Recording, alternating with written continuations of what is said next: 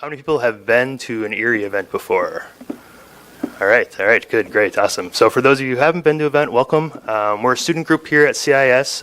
ERIE stands for Entheogenic Research, Integration, and Education. As students here, we're obviously working with research. A lot of us are doing our dissertations or theses on these projects.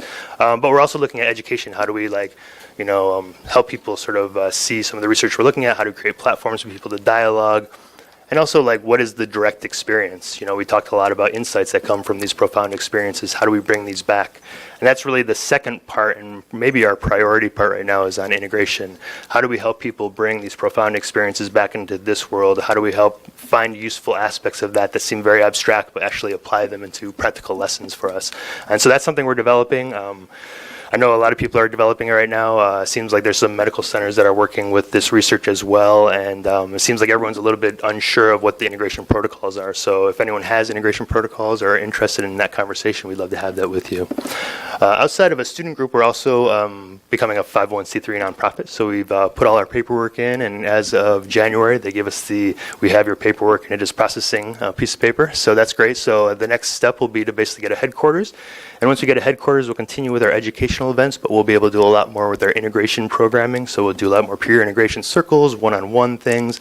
Actually be able to work with almost like an integration hub set up where we have a creative space for people to come and connect and network around. So that's sort of in the future, so stay tuned. If anyone has any extra time and would like to volunteer for any of these projects, just let us know.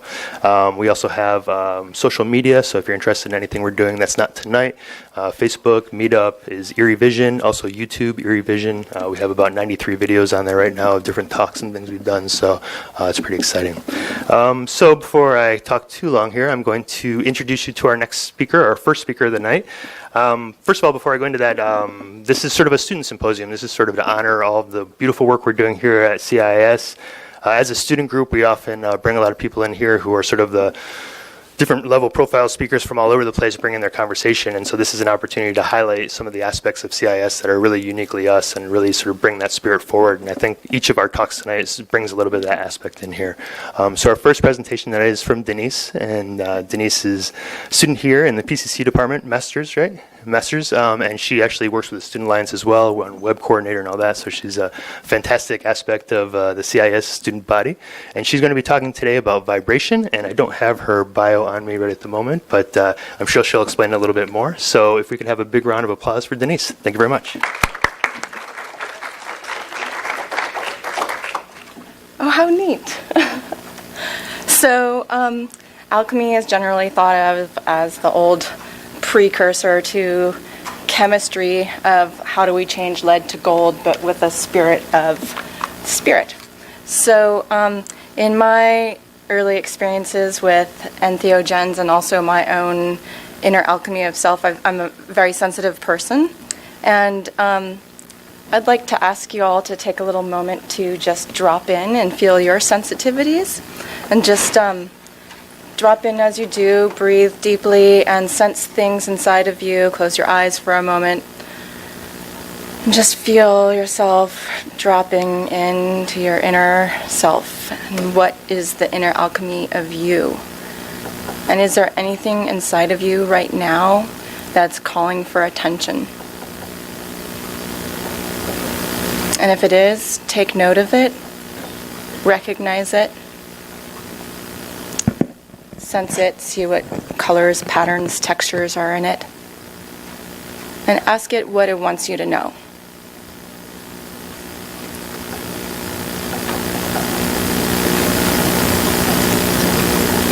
And now hopefully you've all come up with some on-the-fly information from your inner selves, and just take that as a key and a node that you can carry on throughout this conversation and maybe later in your life. So I got a bunch of artwork that we can play with that has to do with journeys. A lot of times we see a lot of imagery which has to do with our psychosomatic body and how it's mapped out in our body. So here we are going on our journey, and you might see patterns and colors, and outside of yourself and in yourself, you might see yourself as an entire sacred geometric movement of molecules and colors and lights and sounds and feeling. So my first ayahuasca ceremony. Oh, thank you.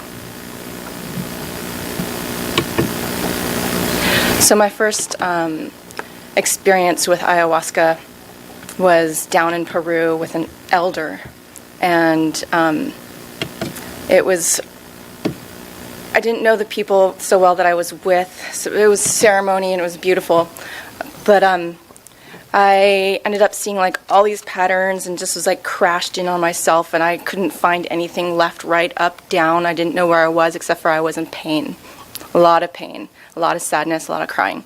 And then 5 years later, I had my second ceremony, and I saw this, the Shipibo pattern, and I was in bliss. I was like this well lit up internodal electric being with multiple lights and colors and feelings, and I was like, oh, that feels so good. And then, so it was like this whole sacred geometry layered inside of me, and it was my inner universe, the perfect inner universe, my blueprint of my inner universe. It was my gold space in my universe, from the alchemy of lead to gold to lead to gold. I swirled in it, enjoyed it. I saw aspects of me. It was so blissful. Lots of bliss, lots of colors. And other experiences, I've actually seen my DNA and the full spectrum rainbow of my DNA. Is this your artwork? No. This is artwork that I've found. I do artwork like this, but not as prolific as these slideshows. And so then something happened, and like a cue came in, and things started getting dark. Like this beautiful sacred geometry of like my awesome blueprint, my deified self, was turning dark, and it turned into like molten, blotchy stuff, and I started feeling really bad. I started crying. I felt nauseous. It was just getting darker and like more complicated, like no sacred geometry. It just was like a swirl of chaos. I didn't know what was what, except for pain, deeper pain. And I swirled into the center of my pain, gloom, and I had all these memories, these places and these things that were a part of me in this lifetime and past lifetimes. And I was just sad and not feeling so good. It was like this technology of darkness in me, all over, no pattern.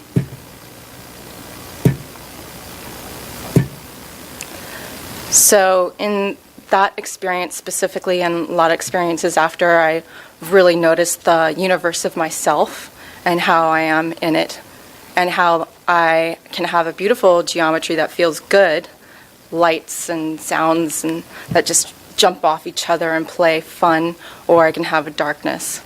So this is the new frontier for me. We used to go into space, we went into atoms, and we discovered that they're energies and vortices and the quantum, and now we can discover more ourselves. I feel like this is really the time to go into the new frontier of the inner alchemy of ourselves.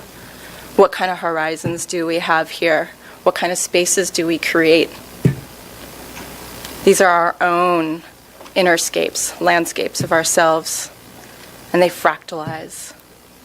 And this is a pilgrimage, a spirit journey that we're on now.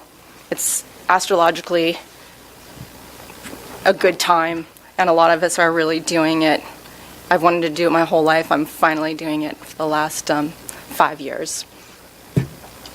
So our geometry and our feelings and our essence is in our hands. We have the light and the ability to transform. And the process of alchemical transformation is not a straight path from dark to light, but one that involves many cycles of destruction, purification, and rebirth in order to refine the gold essence desired. It is a living transmutation expressed by the concept of solve e coagula, dissolution and reforming, tearing apart and bringing together into a new synthesis. So I'm bringing the idea of alchemy into our inner selves, that this essence of gold is like the sunshine, the conduit, the perfect conduit, and well lit, and it can be intricately interwoven in beautiful geometric patterns that we enjoy interacting with internodally. This is the phoenix. We can rise into a new space from the quacky chicken to the phoenix. I'm from the year of the cock, so that's what the phoenix's higher self is, or the cock's higher self is the phoenix. Oh my goodness. So this is Google Slides, and this is my first time using it, and I cannot read my slides. Well, that was supposed to be white.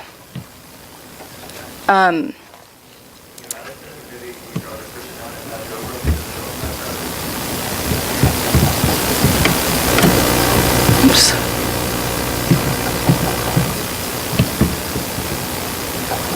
I'm not so familiar with PCs. How do you click on this? Sorry.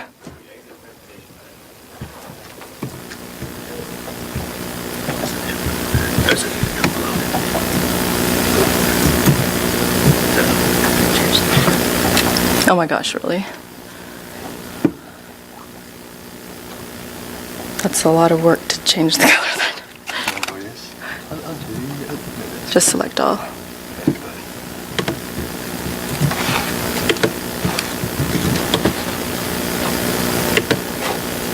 Okay, so I was going to say that this is the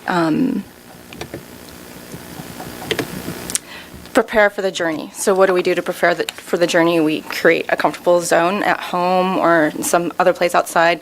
Make sure we eat wholesome foods, we fast, be smooth and gentle with ourselves, no caffeine.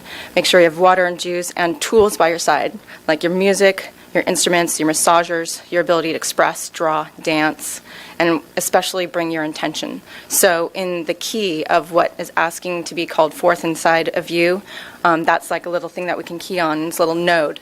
And it's what you can create your intention out of by noticing what this is inside of you that's asking to be looked at.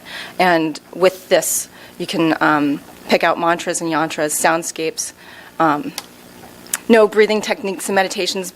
Be prepared ahead of time for this stuff. I mean, it might come through your journey as well. You'll get these spontaneous, this is how I'll deepen myself. But you also can come with tools like mantras, yantras, sound, affirmations, visuals. And then if you've already had journeys, remember the previous keys and nodes of your journeys and how they're interlinking and how they can you can work with them even further in your next journey. Always ask questions and prepare to spelunk. I call it spelunking, the depths of the soul and the self and the body, embodiment, and discover the gems of yourself. So this is an alchemical map. There's ways that we can take these internodal aspects of ourselves and map them together in all kinds of sacred geometric ways. It's like that. I'm not going to go too deep into that, but I might in the future. These are like different chakras or different nodes working together, spinning together. And then we already know that we have like our spine and how it works with the different organs and different our nervous system and our brain. And then in the Chinese meridians are also like energy networks. We can all tap into this stuff while we are specifically on a journey, whether it's with entheogens or not. We can always journey with ourselves. And then I need to highlight this as well.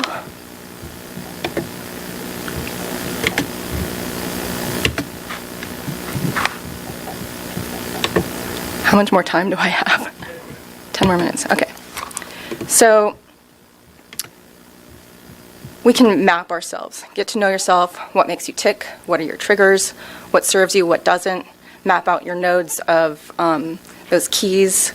And you can write them down even. You can even draw out your body and map things out. Discover what different aspects and parts of your body are saying, your different organs, your skin, your brain, different parts of your brain, your eyes. What's in your heart, the spirit of your heart and your soul, very important to carry through your journeys of life, and that is if you want to be in integrity with what you came here to be and do, in my opinion. And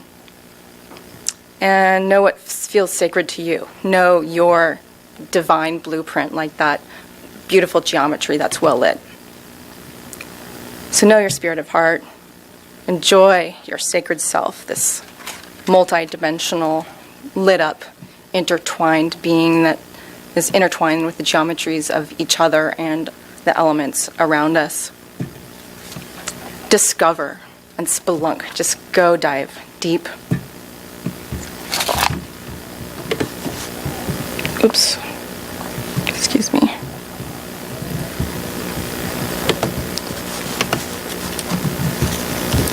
Sorry about this, guys. I thought that Google had it a little bit more together. Or that,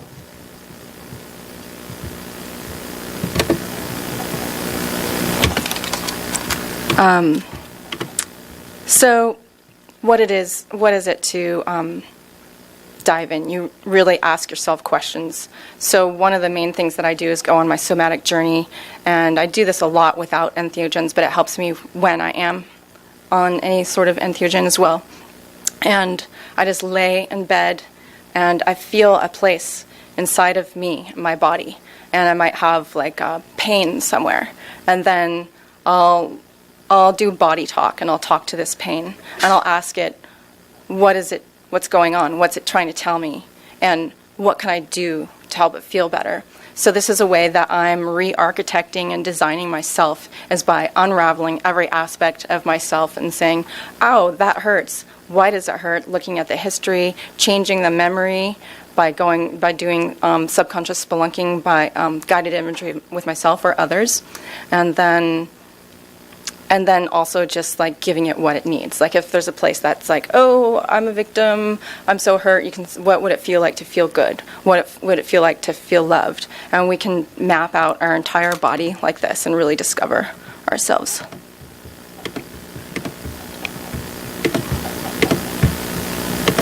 So, and here I want to talk about senses.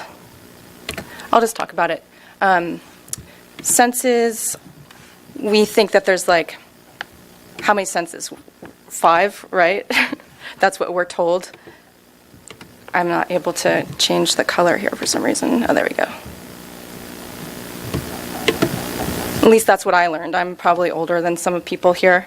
As I learned, we have 5 senses. We have smell, we have touch, we have hearing, and we have seeing, and we have taste. Right, so, but then what else is there? There's also thermoception, temperature, balance, echolocation, supposedly only bats have, maybe we do too. Proprioception, noticing ourself relative to our body parts. Pain, chemoreceptors, like the receptors of recognizing hormones passing through our medulla and our brain. And then one of my favorite ones is epigenetics, with that Bruce Lipton talks about, and where our cells actually have senses. And then there's all the extrasensory perceptions that supposedly we don't really have, but a lot of us really feel we do.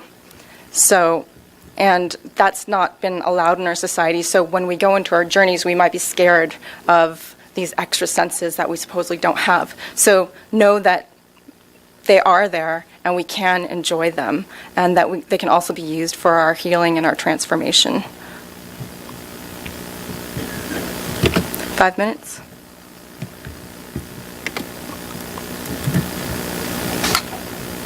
So, with these 5 minutes, I'm going to try not to change the colors too much, but one thing that I wanted to talk about was the vibration of sound and mantra, and how we can actually use our voice and visuals that we bring into our journey of our lives or our entheogenic journey, and we can use these as tools and music, and these actually create vibrations in ourself.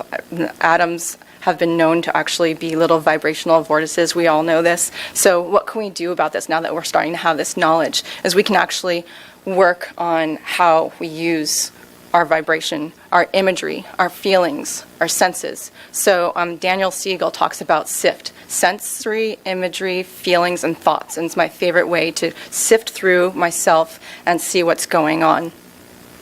And in that, so I sense and I see my imagery and I have feelings and thoughts. And then are they what I like? Do I enjoy them? Are they me? Or are they some pattern from my history? Are they a pattern from someone else? What would my pattern be if I were my true self and my blueprint and not be scared of it? And I am allowed to have it because it feels good and I'm going to bring it on. So, so here's some cymatic. Nigel Stanford, if you haven't seen him, a really great example of cymatics with music. And here's just some sound. This is also sound patterning, the sacred geometry that we can create in ourselves. And here's a whole list of things about what we can do about that. And let's enjoy our sacred geometry. Let's dive into the movement and just know that we're capable of full, beautified blueprint when we go within and feel our own sacred geometry grid and how we're interconnected with each other, and that it's natural for us to feel good and to get into this in all light. Out there is light in here in every little light spot. Just bring light to the dark spots and know that it can be of a sacred pattern, a beautiful pattern, and that all of our universes are intertwined with each other. So if we just believe in our own sacred patterns, and if we let them come through and if we feel them, sense them, imagine them, feel them, and think about them, if we use words, mantras, yantras, we can just absorb and melt this more and more into our being, and this, especially during entheogenic trips where we can create these keys and nodes that we can then bring with us. And then from there, we have nodes that we can carry into our memory, into the future of our lives from on forth. So entheogens can really just blast us forth into noticing what's really painful and then noticing how we can change it and then actually changing it. So when you have had your journey, whether it's entheogenic or meditation or anything, just take note of the nodes, and this is your sacred geometry in my opinion at this point. So thank you for my first talk. If anyone has any questions, I have a microphone over here, so just raise your hand and I'll come bring it over. We have about 10 minutes for questions. Maybe I can start off with the first one. We're talking a little bit about sort of vibration and song and music within the context of entheogenic journeys.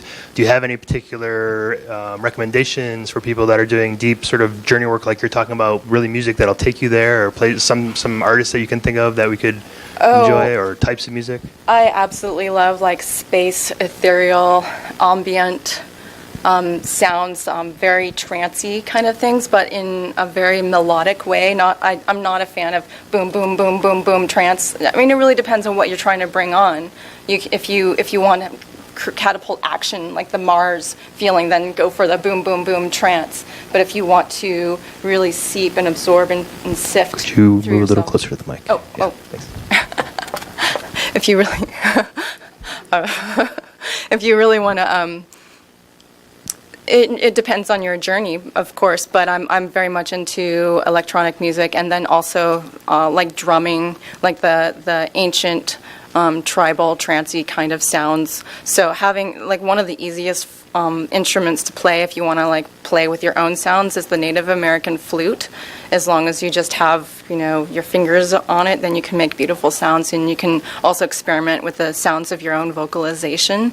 And I think that that's really key, because when you have a pain, then you can vocalize it through, and then you can also transform it into some beauty. Or if you want to feel the love, then you can ask yourself, what would it feel like to feel love in my heart? And you can sing it or you can hum it. I do this heart humming meditation a lot, where I just hum in my heart and feel the love. Thank you. Anyone else? Questions? Example of some artists?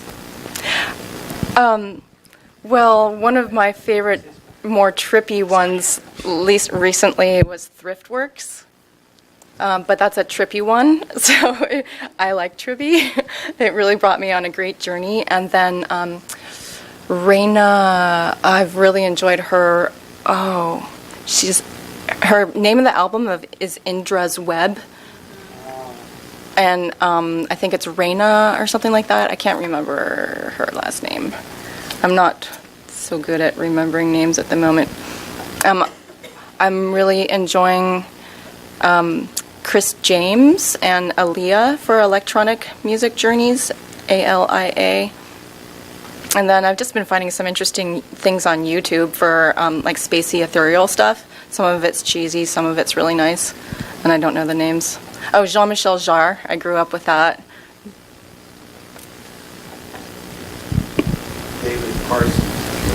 David Parsons, oh, great. Steve Roach is also another super horizontal sounds if you like to dissipate. Oh, yes, I remember Steve Roach, that's right. You have a question? Questions? Yeah. Could you say more about the gold part of us? Is that like... Could you say more about the gold part of us? Like, is that a little piece of God or something, or our core, or something else? That's interesting that you would say that, because I have most of my life gone from experience of things. And I tried forever to understand this lead to gold thing until I had the direct experience, and now I can understand it more deeply.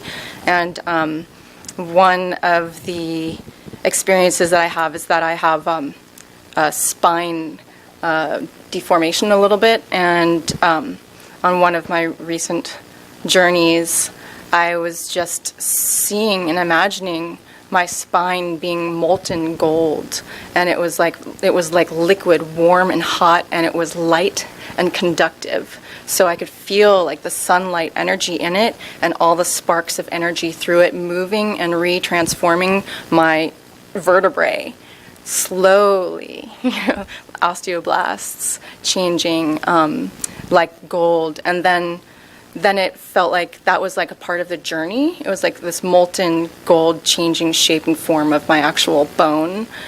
And it felt like an alignment with the light and radiating clouds of light. And it was almost like, like light clouds as well. And then it got more solid again. And my spine just feels like I could have like many journeys of that to make my spine actually change its alchemical status or state.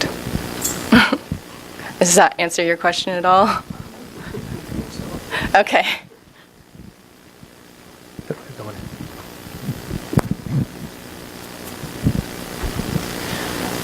Hi. How do you think your practices outside of the journeys, for instance, meditations or yoga practices or qigong or other things that you do beforehand in your regular life or afterwards, help to experience these things within the journeys and help to integrate it into life? Most definitely. As with anything in myself is like patterning, and repatterning, recognizing the patterning that you have. So meditation can help you either repattern with a certain meditation visualization, or actually just become aware of things, or just have the ability to focus and be no mind. Meditations of all sorts can help.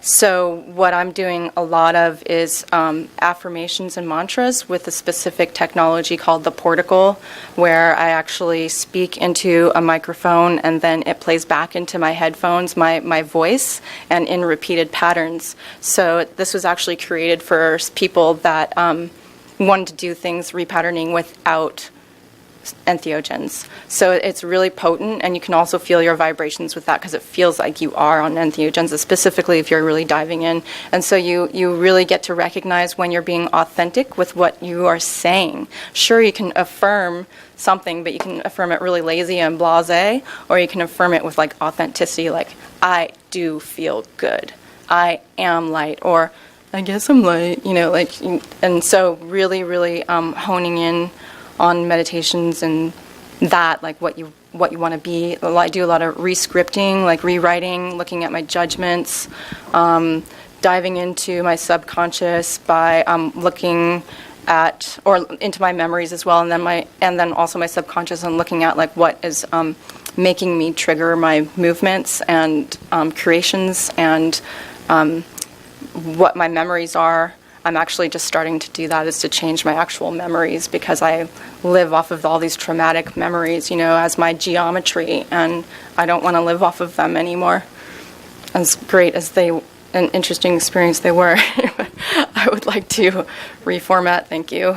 Can you repeat the name of the meditation? Is it the headphone? It's called The Portical, and it's Don Estes, and I have information of it on vibescience.com, is my online magazine that talks about this stuff, and I'm getting writers and submissions coming soon, so I'd really like it to be a big place for information like this. And there also, the Don Estes will be coming in April and doing a talk about it soon, and we'll have examples and stuff. Could you speak a little about how much is retained and how much is lost after the effect of the trip is over? I mean, Well, it really depends on it depends on your patterning ability to keep persistent with no, I am going to rechange this pattern, or also how much you can really feel it in the moment, and then also all the layers of what are trying to change it. So always when you see something trying to change a node that you've changed, then you need to see, oh, well, that thing's trying to change it, so that's also a node that you have to work on. So it's discipline, it's practice, it's continual change, especially the more rooted we are in our Saturnian sculpted self that we've created. Time for one more question. Yep.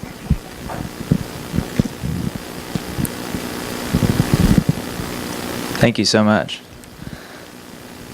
You mentioned a number of tools that we can bring with us in our journey, whether entheogenic or not. Mm-hmm. And I mean, into that entheogenic context or outside of an entheogenic context. Do you give much thought to, or do you have thoughts about, let's call them mimetic technologies, like thought patterns that we can bring in? Memes, you know. Like you talk about when you have your journey, you bring back, patterns that you've learned that you can then use into the future that you go into. Mm-hmm. So I guess I'm wondering, in my own experience, but I'm wondering about your own experience of bringing specific thought patterns with you that you can come back to as tools or technologies while you're on that journey, in addition to music or dance or whatever else.